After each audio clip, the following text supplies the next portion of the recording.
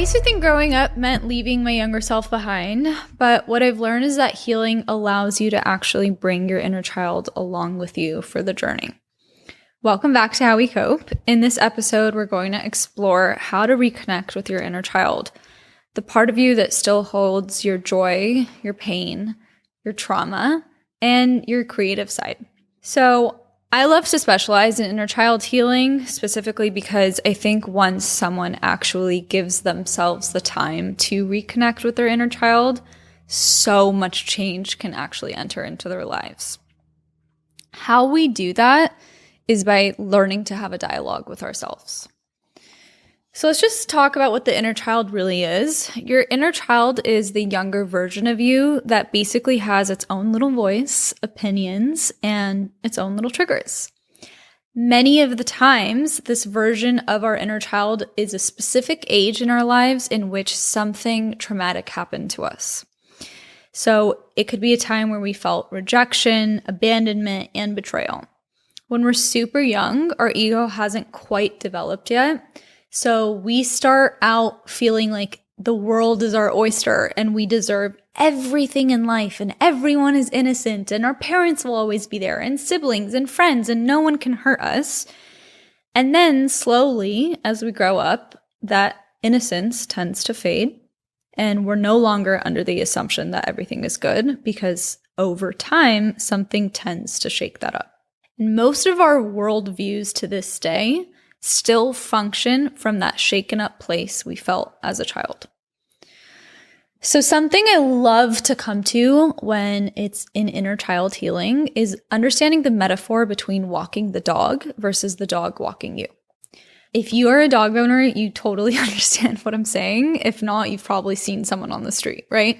Someone's either being pulled by their dog or they're having their dog right alongside them. When you're in a position where the dog is pulling you, you're not in control. The dog is leading the way totally. And that's really what happens with our inner child when we have not had a conversation with it. With the inner child, when the inner child is quote unquote walking you, it's feeding into all of your triggers, the conversations that you have, the relationships that you get into. It's all being controlled by this little child in you who is scared, honestly, in this adult world and has learned how to cope with things in a very specific way in order to survive. So the difference between the dog walking you versus you walking the dog is that you don't have to abandon your inner child in order to change. Right? You don't have to say that, hey, the little things that you're doing, I don't want any part of it. You just have to start to learn how to allow you, the adult version of you that stands present today, to be able to guide the inner child and say, I know you're scared. I know you don't feel safe right now, but this is a new experience and I'm actually going to lead charge on this. So some of these adult struggles that people run into when they haven't had that sense of inner child healing is people pleasing, fear of abandonment, anger, control. These are all stemming from unmet needs in our childhood. And so what this healing can really give you is a sense of pure enlightenment and also healthier relationships and a reparenting of the self. So I just want to give you guys some examples of how these unmet needs in childhood affect you as an adult. So let's just say you had a caregiver that was inconsistent or abandoned you when you were really young. This becomes an adult that then doesn't trust, is not really able to be vulnerable, and tends to be a more avoidant person.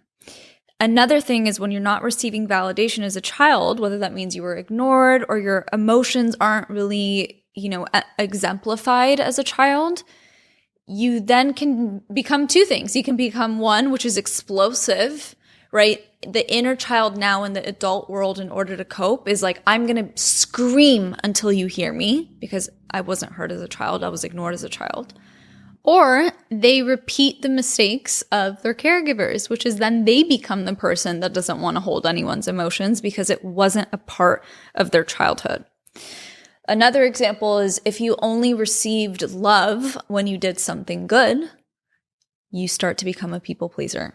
So you start doing things, overextending yourself, making yourself miserable just to get the validation from someone else that you're a good friend, that you're a good partner, that you're a good daughter, son, any of those things. And as you grow up, it's very, very hard to understand and change these things about yourself when you're not really talking to that little girl or that little boy. So something that I think is really relevant in inner child work is the attachment theory. So attachment theory it was actually coined by John Bowlby, who is a psychoanalyst. And if you guys know anything about me at all, I'm very much into psychoanalytic theory. I'm a psychodynamic therapist. It's widely known to talk about how our earliest emotional bonds with caregivers shape the way we connect, trust, and regulate emotions for the rest of our lives.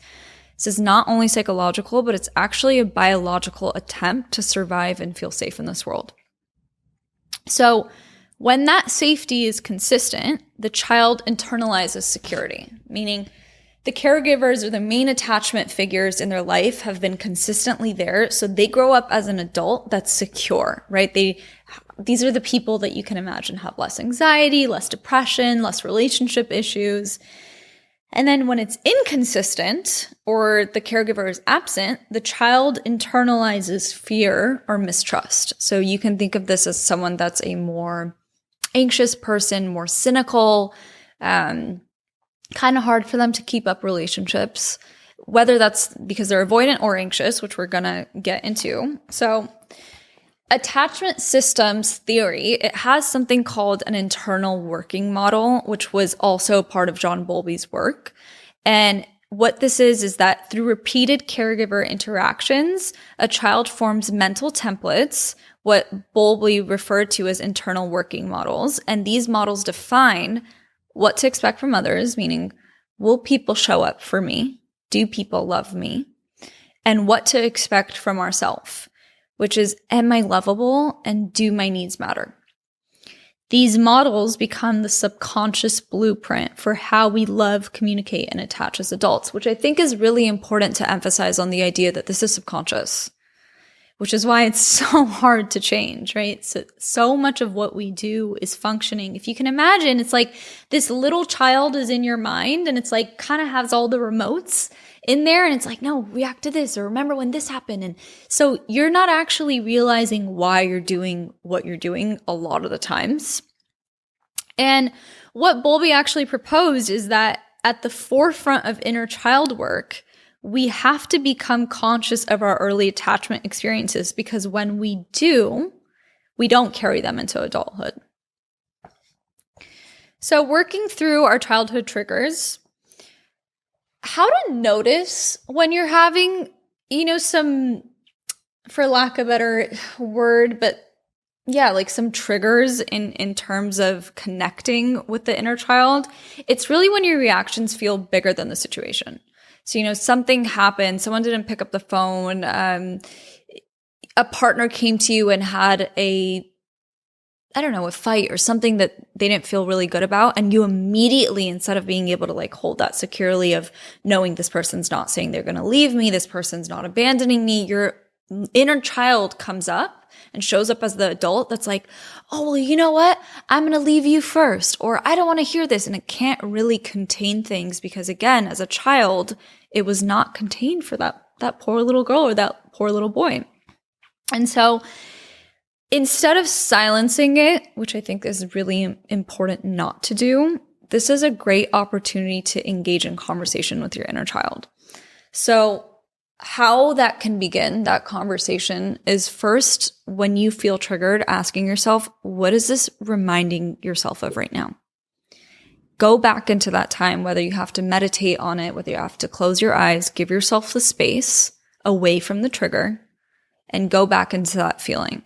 So this can also include some somatic work around being able to, hold your hand on your chest, feel your heartbeat, and go back to that memory.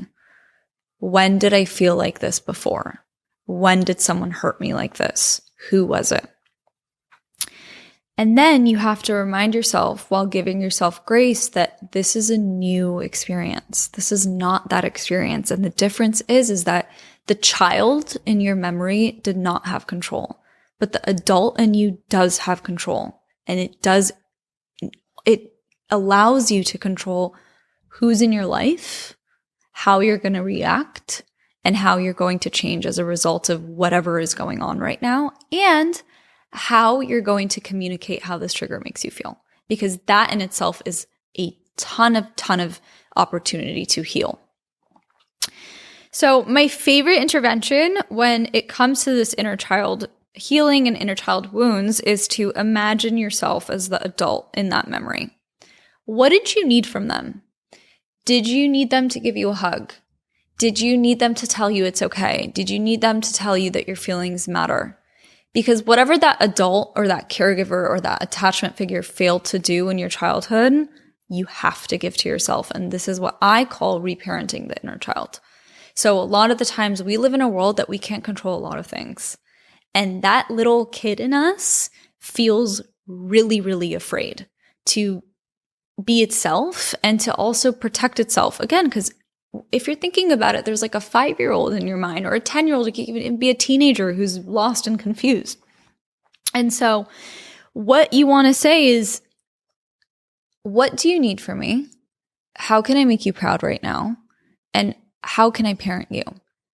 And it does sound silly, but a lot of the times it is that inner dialogue of, I'll use myself as an example. Like, Nicole, you're okay. This person isn't leaving you.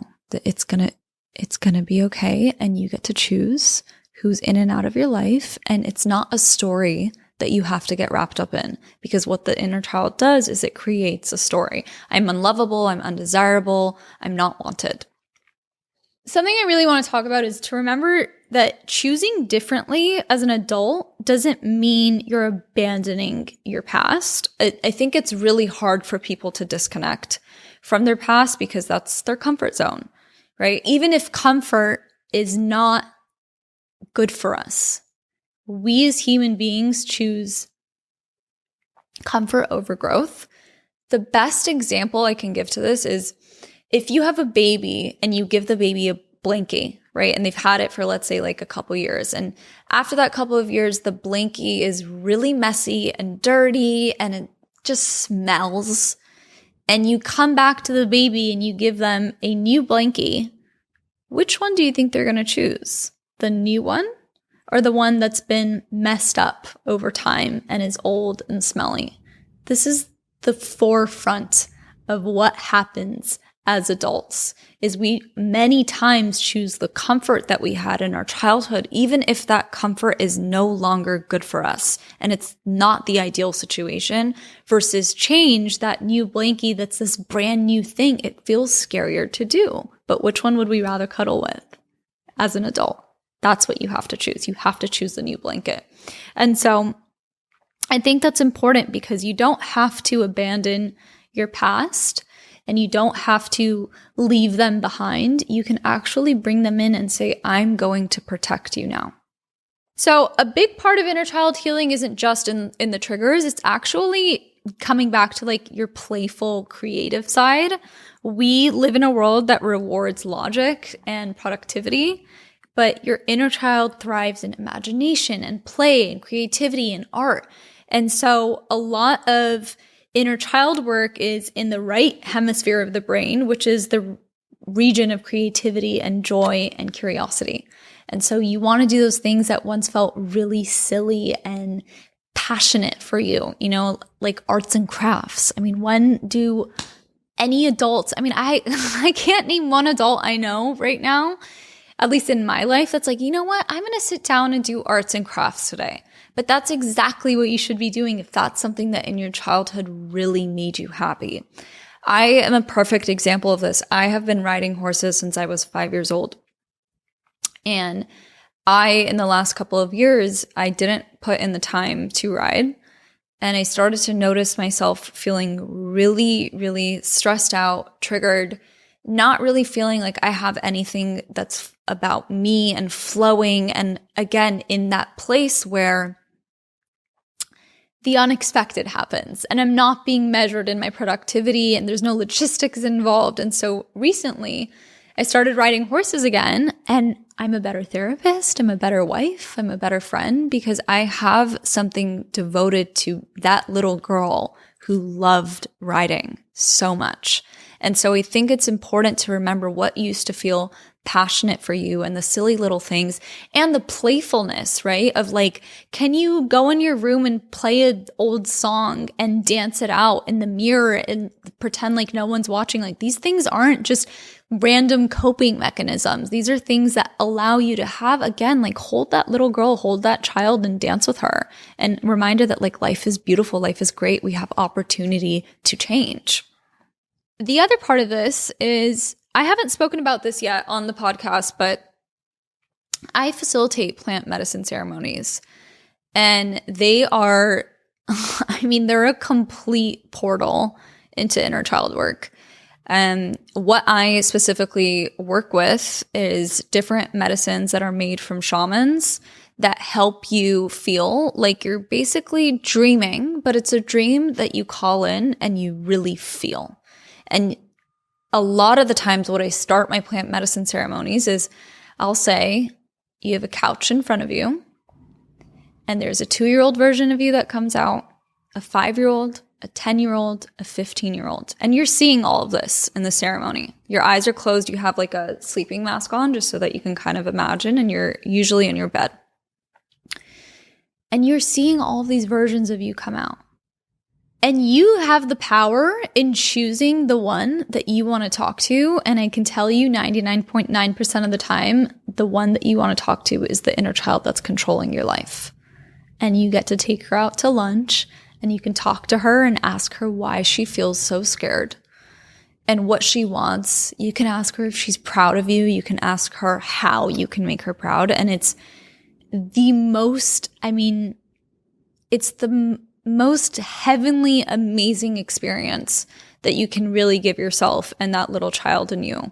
And so if you've done a lot of work around this and you're kind of feeling like you've plateaued, or that you're aware now of what the triggers are behind, the inner child and why they come up, but you haven't really been able to change that neuroplasticity, that's a great opportunity for plant medicine to walk into your life and to do a ceremony. I also want to briefly talk about how inner child work will change your relationships. First and foremost, let's just talk romantically. You will stop choosing partners from a place of trying to fix old wounds. So you're not going to be choosing people anymore that remind you of those caregivers. And now, what happens a lot of the times, you're now trying to make this person that reminds you of someone in your past life love you in order to this attempt to make that little girl or that little boy feel okay. But the truth is that that person is like your old caregiver. They're most likely not going to change. So that you don't want the challenge of trying to make them love you or value you. They're just not a great person. Versus when you've done this work, you go towards that partner that actually the inner child always wanted. You're no longer going to confuse intensity with intimacy. If you grew up in a childhood situation that was really intense, you will start to feel like that's your destiny in life. And it's not. And so just remember, like, it's not just about what the adult version of you deserves, it's what the child deserves. And you want to call in, and again, this brings me back to plant medicine, but you can also call into your plant medicine ceremony the 90-year-old version of you, which is such a trip, but it's beautiful to meet her and meet them, and ask them what they need you to do. We have so many different subconscious parts of our brain. And believe it or not, if you really, really sit with it, there is a part of you that knows better. And you just have to listen to that voice. And so healing your inner child, it allows you to love from wholeness, not emptiness. If this is resonating with you, I would really suggest going to a therapist that specializes in inner child healing. I mean, it's the light of my work. I love it so much. And I hope that you guys can kind of spend time with that little version of you and tell them that it's safe. Hey everyone, welcome to How We Cope podcast, a podcast dedicated to elevating your life by your host, Nicole Nurian. This podcast is sponsored by Culver City Chevrolet, where you can lease a Chevy Equinox for $189 a month. Mention you're a subscriber of How We Cope podcast to unlock the special deal.